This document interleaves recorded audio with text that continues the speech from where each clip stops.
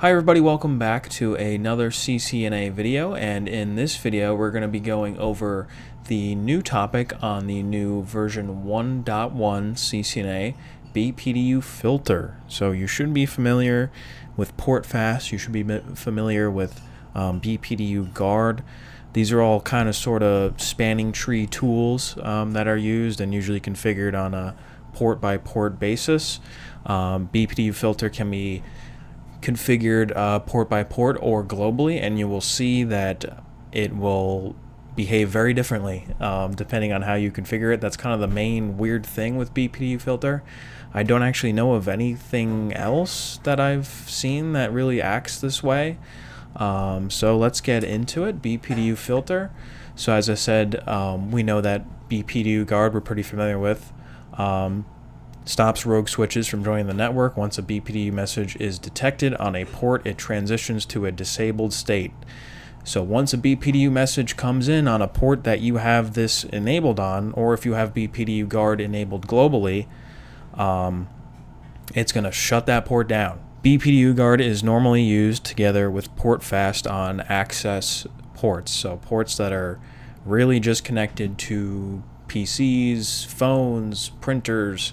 All the regular access level stuff is used with port fast, and just to review, port fast is what helps a port transition immediately to the forwarding state. So that way, if you plug in a new device with a new MAC address that's not known by the switch, it's not going to sit there for 30 seconds going through listening and learning state, which is very annoying. BPDU Filter is also used together with port fast, but does not disable an interface when BPDUs are received. They are simply filtered, hence the name BPDU Filter. So really that is one of the main differences between filter and guard. It is not going to disable an interface. We'll get into specifically really kind of how it works in the next slide, but at the end of the day, filter and guard both have the same goal of protecting the network from rogue switches and loops by controlling the flow of BPDU messages.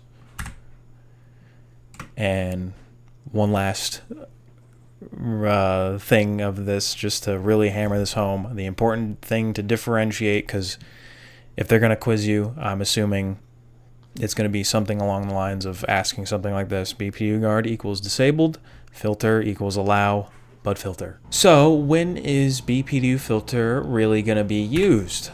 Let's just start by saying that BPDU Filter is typically not recommended to be used in a production environment. If it's not carefully planned and deployed to the right areas of your network, you can really cause some damage and hurt the stability of your network. If you have it mistakenly configured on a switch port, that's a trunk that goes to another switch. Say it's a minor access switch in your topology that you kind of forgot was out there for some reason, or just fat fingered the wrong port, and you leave it and you have BPDU Filter enabled on that trunk, that switch is going to end up filtering the BPDU messages, and it's going to miss some very important information from that. It's not going to update with topology change notifications from the switch, other switches. It's going to really just be on its own island, and it's going to cause loops and all sorts of bad problems. So you really have to be careful with BPDU Filter and how you deploy it, and really everything I've seen online just keeps going back to the point of this is not used in too many production environments. So really just stick to access ports. If you are going to deploy BPDU Filter, stick to access ports that you know are connected to end devices that are not other switches, really, at the end of the day. So BPDU Filter configuration, we're going to hop into GNS3 in a second, and we're going to configure BPDU Filter and do some show commands.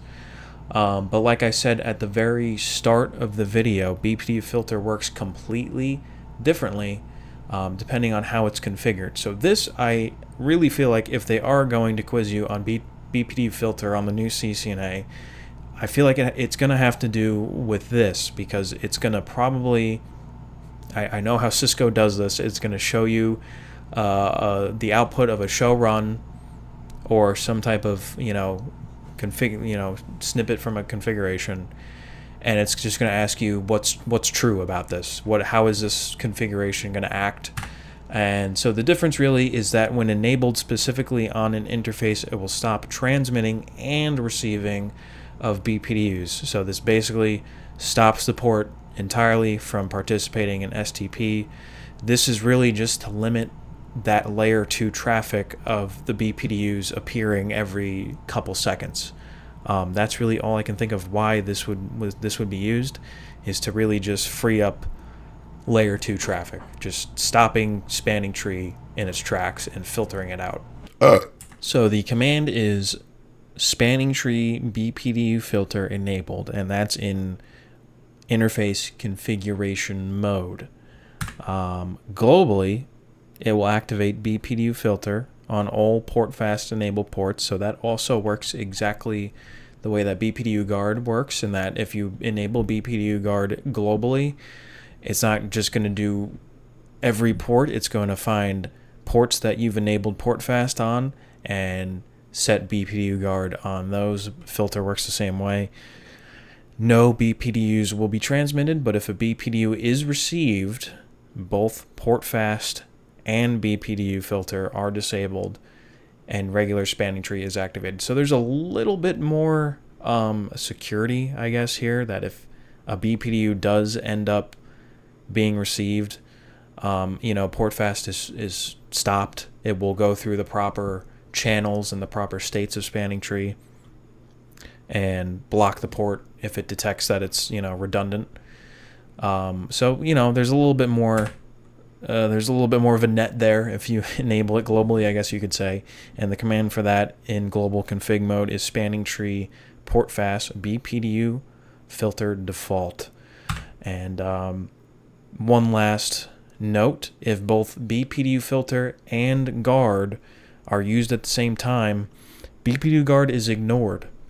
BPDU filter takes precedence over guard. So if you think that you're somehow kind of doing some sort of double protection here, it doesn't really work that way.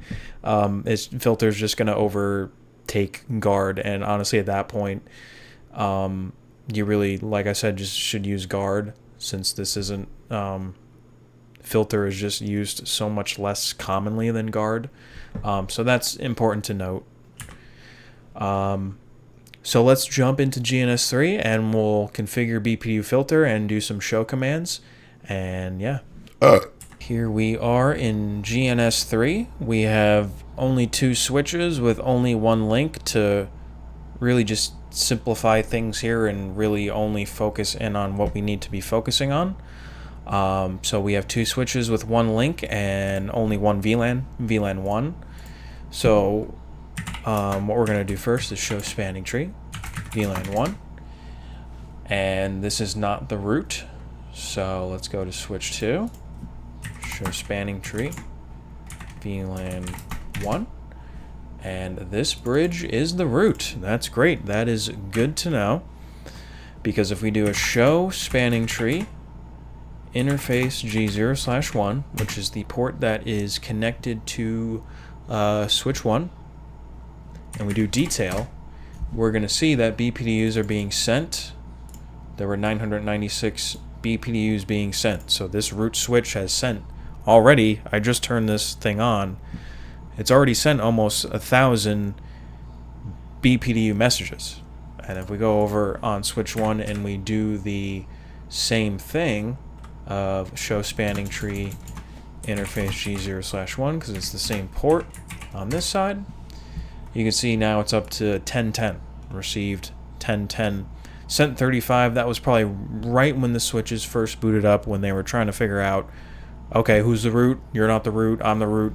That was probably just right when switch 1 first booted up. It sent out 35 BPDU messages. So if we say we want to filter this for some reason, and I know that this is on a port that's connected to a switch, and which is, I said not to do this, but really just to show you how BPDU filter works under the hood, If we go into int g0/1 and we do that command in interface configuration mode, which, if you remember, what this does in interface configuration mode is it's stopping the transmitting and receiving of BPDUs. This is turning spanning tree off on this port, essentially.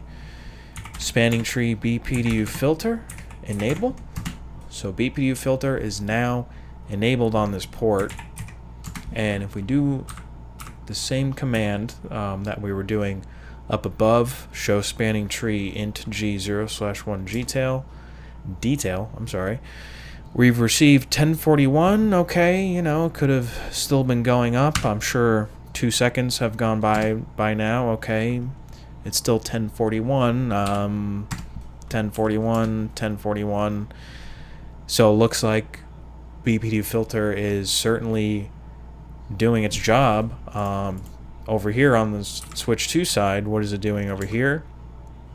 Okay, well, that's a different number. 1061, 1063, 1064. So that's still going up. So switch 2 is still doing its same thing. This really hasn't changed what switch 2 is doing at all. It's still sending its BPDUs, not even knowing that switch 1 isn't receiving them, because if you do show CDP neighbors, it's not like, you know, it doesn't see the switch at all. It sees it right there on G0/1, and it doesn't even know that it's not receiving its BPDU messages.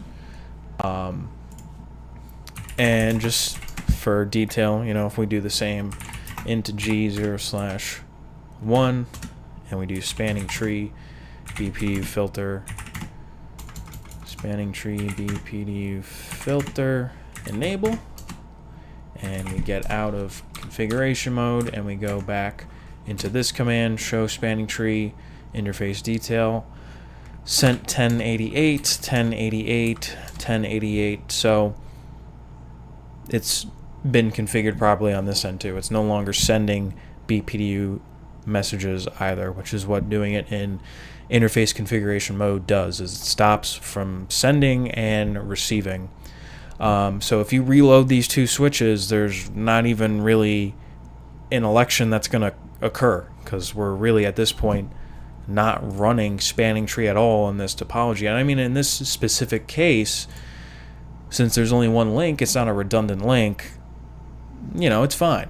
But this is where you do need to be careful, especially if you enable this, say, on a port channel by mistake. Well, then you're messing up a port channel, which is a built-in, you know, that deals with multiple links. So I hope this has kind of really wrapped together BPDU filter for you. It's a minor exam topic that's been added. Really, at the end of the day, the important things to remember is the way how differently it works when configured in interface mode versus global config mode, and the fact that BPDU filter does not disable ports at all. BPDU filter simply filters. It's in its name. BPDU guard is what disables ports. So I hope this video has been helpful for you. Good luck on your CCNA if you're taking it soon, and stay tuned for more videos. Thank you, and see you next time.